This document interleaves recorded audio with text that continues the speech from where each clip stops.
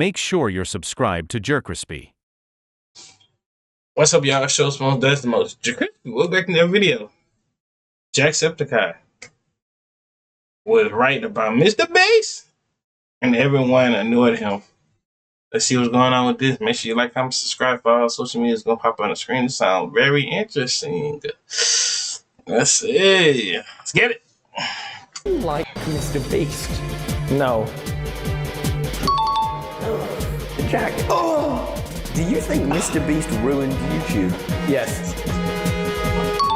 No, in all honesty, Jack, why? Because it became more about views, money, and popularity than it did about having fun. You still think you had fun playing Squid Games?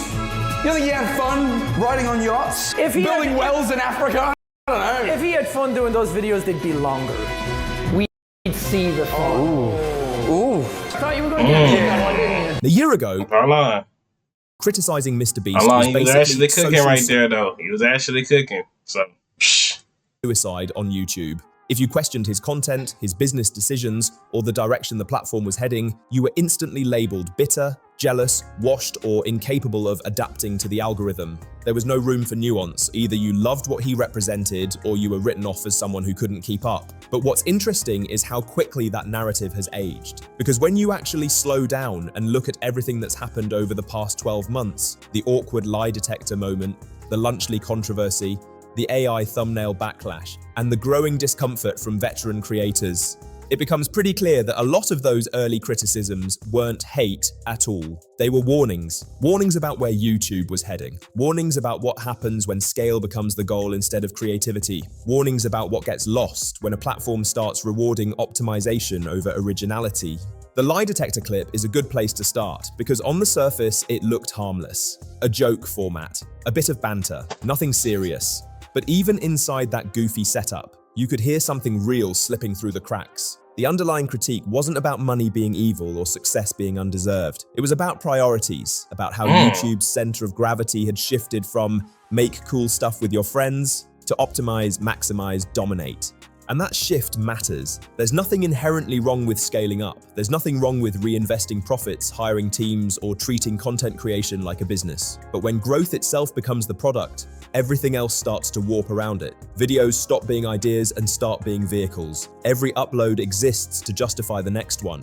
Bigger stakes, bigger reactions, bigger promises, not because the idea demands it, but because the system rewards it. That's what Jack was pointing at. Not MrBeast is bad, not money ruined YouTube. But when growth is always the answer, creativity turns into calculus. MrBeast's response at the time focused heavily on effort, years of grinding, constant reinvestment, doing good, inspiring people, and none. yeah, he did inspire a lot of people, though, to become, like, amazing YouTubers and doing all the other stuff. So, I mean, I feel like it's 50-50 with it because, like, you know, different genre, everybody is trying to do different things. Everybody is not trying to be doing the same thing that everybody else is trying to do. So, it's not like, I'm not saying YouTube is not same how it was, like, back then, like, fun and energy and stuff. We still got creators to this day right now. It's still playing games, still doing them, still having fun and stuff like that. But he just brought it, like, he could do stuff and, like, have volunteer people, like, pay people to volunteer to do crazy things for his channel. That's what he's doing. Like, you never thought, like, to see somebody on YouTube besides MrBeast, hands down MrBeast, like, trapping people for 30 days or getting back what they asked, or all these amazing videos that he did. And he buried himself for, like, what, 7 days or something like that? If I'm not mistakenly, we watched that about, like, a year ago, like, in 2024. None of that was untrue, but the response didn't actually engage. But I also understand what Jack's saying, because he's thinking, like, all of this is fake, phony, and all that stuff. He thinking he's just doing this for the popularity, the money, that and that. And that's understandable. It's very understandable. But in his way, and if you go back watch that video with MrBeast doing behind the scenes with Speed and stuff like that, he never want nobody to get hurt. He always just being true, be honest with his stuff. And yeah. With the criticism. Because the criticism wasn't about effort, it was about gravity. When one creator becomes the blueprint for success, the entire platform begins bending around that model. Even creators who never wanted to follow But he's trying to suddenly, also give that to MrBeast. He's, besides YouTube, he's trying to market the other stuff too. Expand his money. That's what he's like.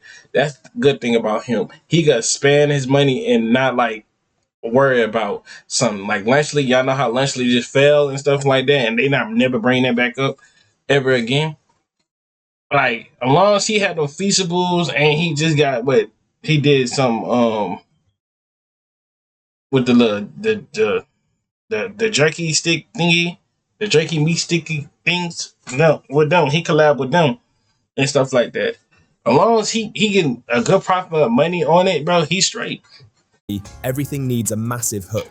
Every thumbnail needs to scream. Every title needs to promise the impossible. If you don't play that game, you're told you're not serious. That pressure doesn't stay contained at the top, it trickles down. Smaller creators feel like their quiet, personal ideas don't matter. Mid-sized creators feel forced to pivot away from what made people like them in the first place. Editors and designers watch years of stylistic identity get flattened into trends. Everyone starts chasing the same metrics, using the same language, copying the same structures. And over time, the platform starts to feel sterile. That tension was already there before Lunchley. Lunchley just made it impossible to ignore. On paper, Lunchley looked like a perfect influencer product. 3 massive creators, MrBeast, Logan Paul, and KSI, teaming up to create a modern alternative to Lunchables. Cleaner branding, better optics, a Prime Mini included, a Feastables bar on the side. It looked engineered for success. But the issue wasn't whether Lunchley was marginally better or worse than its competitors. The issue was the framing. The way it was positioned as better for kids, while leaning heavily on influencer trust instead of transparent nutrition conversations. That's when things shifted. Dan TDM's response wasn't loud, it wasn't theatrical, it wasn't even particularly aggressive. It was just disappointed. A simple, do better. And somehow, that hit harder than any expose video could have. Because Dan represents something older on YouTube, a time when creators weren't trying to build empires, but communities. A time when selling to kids wasn't wrapped in layers of branding language and influencer credibility. Jack stepping in after that didn't feel like drama farming, it felt like defense. Not of himself, but of an audience that didn't ask to be marketed to like this, and that's why the backlash stuck. It wasn't just creators arguing, viewers were involved, parents were involved. Longtime fans felt like something had crossed a line. It wasn't about hating influencers. It was about pushing back against the idea that trust is just another asset to monetize. And just as that controversy started to cool off, the AI thumbnail situation reignited everything. There's a new way to make professional-looking viral thumbnails with zero Photoshop experience. And the best part is, this new method works in every niche. Whether you do gaming, cooking, beauty, this works for all of them. From creating custom results from any channel to literally being able to put your face on a thumbnail, it literally feels like cheating. This is the home of the AI tool where you can type in any channel on all of YouTube and it'll use it as inspiration for the thumbnail it's generating. So for example, let's say you're MrBeast. You would just type in MrBeast here. Now it's gonna look at all my recent videos and get inspiration from them. And for the prompt, I'm gonna type in stranded on a volcano. And there you go, we now have a thumbnail with me dangling on the side of a volcano. This is perfect for inspiration, and if you do a couple iterations with the system. I mean, hey, this looking pretty like details. Like now everything thumbnails is looking way different. My stuff is unique and it's just coming from crap. So like simple stuff. Now once I start getting into Photoshop and learning all the details, how to do all that and stuff like that, then we'll do that. But till then, I'm probably trying to get better with my thumbnails. Every time, I'm just trying to get better with my thumbnails. Every single time. So, might need to start learning to do Photoshop and stuff like that. This is how you can literally generate your thumbnails going forward. The tool was pitched as empowerment, a way to help smaller creators compete. Auto-generated thumbnails, learning from successful channels, making the playing field more even. But almost immediately, people noticed the darker implications. Styles were being replicated, faces were being mapped, logos appeared in promotional material without consent. Entire creative identities, things people had built over years, were suddenly treated like datasets. That didn't feel like help, it felt like extraction. Jack's reaction was blunt and instant, because at that moment, it wasn't about thumbnails anymore. It was about ownership, about whether creators still controlled their own identity on the platform, or whether everything was about to be systematized and automated into sameness. And that's where this conversation stops being about one person. Because MrBeast didn't invent the algorithm. He didn't force anyone to copy him. But when the platform rewards a single model of success, it quietly punishes everything else. Weird ideas, slow content, niche communities, small human moments. Those things don't scale well. And when scale becomes the metric for worth, the soul of the platform starts to thin out. This is the point where the line gets drawn, not between creators, but between philosophies, between bigger is always better, and better doesn't always mean bigger. And that tension doesn't resolve cleanly, it lingers. What made this whole situation uncomfortable wasn't just the individual controversies, it was the pattern. Every time the platform was nudged toward a line, the response wasn't reflection, it was acceleration. Bigger launches, faster pivots, louder explanations, more polish. And that works in the short term, but it also creates distance. Distance between creators and audiences. Distance between intention and impact. Distance between what YouTube used to feel like and what it's I feel like YouTube is now slowly by years, it's changing different. It's turning into something that is gonna be like more crazier down the line. So we just gotta be prepared, keep our chin up, and keep going, bro. Slowly becoming. The AI thumbnail reversal is actually a perfect example of this. To MrBeast's credit, he did walk it back. The tool was removed from new signups. A directory for real thumbnail artists was pushed instead. He emphasized how much he already spends on human designers. In YouTube terms, that's almost unheard of. A genuine course correction. But reversals don't erase instincts, they just reveal them. The instinct to automate, the instinct to optimize creativity, the instinct to treat style as data instead of identity. And that's not unique to MrBeast, it's what happens when platforms reward scale over texture. When everything gets filtered through performance metrics, even art starts to feel like a system waiting to be optimized. That's why Jack's frustration didn't feel performative, it didn't feel like clout chasing, it felt existential. Because Jack isn't anti-success, he's anti-sterility.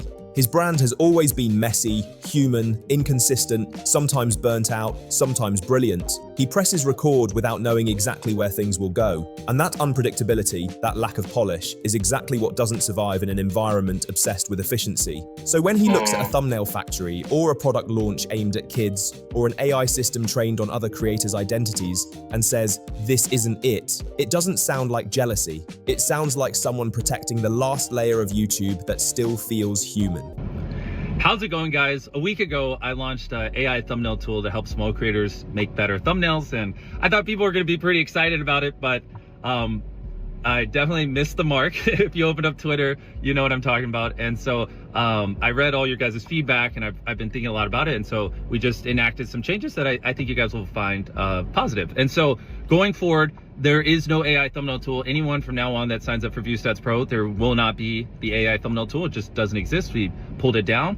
And on top of that, I wanted to go one step further to really show artists out there that I care. If you go on viewstats.com, under our more tools section, it will say hire thumbnail artists. And if you click that, it'll take you to a page of artist portfolios where you can commission a real thumbnail artist to make you a real thumbnail. So I care more than any of you could ever. That's the thing about it. I'm not paying nobody to do my thumbnails, bro. Nigga, it's not that deep to make these thumbnails, bro. It's not hard to make thumbnails. You just take your time learning how to do it, bro, and listen what they say, bro. It's not that hard to make these thumbnails, bro. But some people just have the money. You could do like the most simplest stuff. Take a picture off the computer. Like I'm about to tell y'all some shit real quick. Hold on. We can tell. I can tell y'all a little bit of this shit. Basically, what I do and what I use, I used to do this, just like screenshot it. Now I go on my camera, just do pictures, and then this is what Snapdrop right here. I just send that to my phone, and I just edit it on CapCut and stuff like that. That's what I do for my thumbnails. So That's low key what I do. But I'm just trying to right now. I'm trying to just get way more better thumbnails, way more better than a lot of stuff. So yeah. Imagine about the YouTube community. I mean, obviously I'm the biggest YouTuber in the world and I don't take that responsibility lightly. And so, you know, it deeply makes me sad when I do something that, you know, people in the community are upset by. And I also want to put out MrBeast, the only reason why they doing that because they either they hate you, bro, or they just want to be on the same static that you is. It's all right, bro. You ain't gotta like please everybody on the earth, bro. You just can't please everybody, bro. There's always got negative people around the earth. They just hating on somebody. They wishing they could kill for your spot. Literally trying to kill you for your spot, bro. Like there that I guarantee you, I have spent more money on thumbnail artists than any other YouTuber in the world. I've probably spent more money on thumbnail artists than the top 100 creators combined. I mean, I have a small army of thumbnail artists that work for me. I'm looking to hire more thumbnail artists. So I just want to put that out there, and I have no intention of firing my thumbnail artists or anything. Like, this is, you know, just supposed to help make them more effective and blah, blah, blah. I mean, you know what I'm saying. But regardless, it doesn't matter. The tool's down for future people that sign up for ViewStats Pro. And yeah, now it's a funnel to help artists make more money. So I'm really excited. Go check it out. Hey, go to viewstats.com and click on the Hire the Artist tab and, you know, go commission real artists, help them make more money. So take care, guys. The same instinct showed up during the Lunchly fallout, because Lunchly wasn't just a product problem, it was a trust problem. Influencers selling food to kids isn't new, but doing it under the banner of better, while leaning on brand loyalty instead of transparency, crosses into uncomfortable territory fast, especially when the creators involved have massive cultural influence and a young, impressionable audience. DanteDM's Do Better landed because it wasn't aggressive, it was disappointed. And disappointment hits harder than outrage when it comes from someone people trust. Jack backing him wasn't about piling on, it was about drawing a line, about saying there's a difference between monetization and responsibility. And viewers felt that. That's the part people underestimate. Audiences aren't stupid, they know when they're being marketed to. They know when a message is framed carefully to avoid scrutiny. And once that trust cracks, it doesn't come back easily, no matter how big the brand is. What's interesting is that none of this means MrBeast is some villain. That's the nuance that gets lost online. MrBeast, the person, clearly cares about making I feel like everybody now is trying to no, it was like 2024, mid 2025-ish, everybody was still trying to attack on MrBeast for being a bad person. But in truly deep inside, he just want to help other people to be in the same status that he been. But like I said earlier, you just can't help everybody. You gotta let somebody suffer by themselves. It's simple like that. That's why you can't just everybody reach out a hand for everybody, because everybody just don't take your hand. They oughta slap it down and move on with somebody who they think is better than you. So, best videos possible. He obsesses over retention, he reinvests constantly, he funds charity projects at a scale most corporations wouldn't touch. He doesn't just talk about impact, he measures it. But MrBeast the model is something else entirely. It's a system, a gravity well, a blueprint that reshapes the platform around itself. And when that blueprint becomes the default expectation, everything else starts to feel wrong by comparison. Slow videos feel lazy, niche content feels risky, weird ideas feel unscalable. Even authenticity starts needing a pitch deck. That's not MrBeast's fault, but it is his shadow, and shadows matter.